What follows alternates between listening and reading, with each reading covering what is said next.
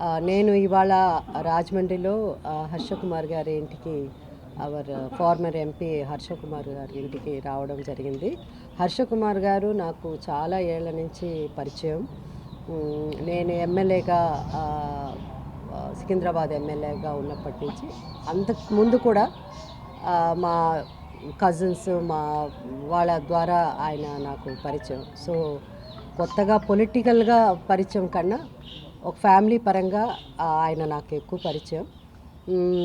యాక్చువల్గా ఆయన ఇక్కడ ఈరోజు ఉండాల్సింది. నేను రాజమండ్రి క్రిస్మస్ సెలబ్రేషన్స్ కోసం అని వచ్చాను. ఒకటి రామచంద్రాపురం, తర్వాత నిన్న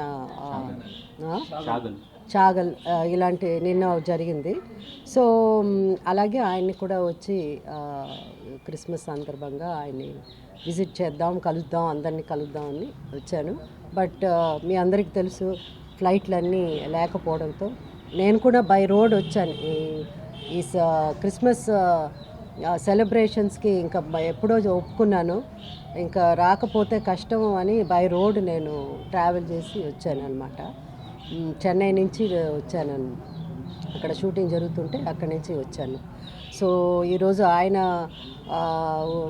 ఉండుంటే బాగుంటుంది, బట్ ఆయన డ్యూ టు ఎయిర్లైన్స్ ప్రాబ్లం వల్ల రాలేకపోయారు, ఢిల్లీలో స్టక్ అయిపోయారు.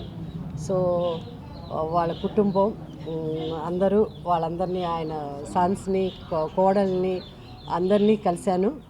అలాగే సరళ ఉన్నారా,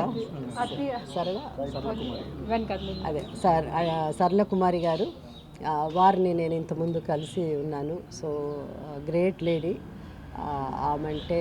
ఆమెకి నా మీద ఎంత అభిమానం ఉందో నాకు ఆమె మీద అంత అభిమానం, గౌరవం ఉంది.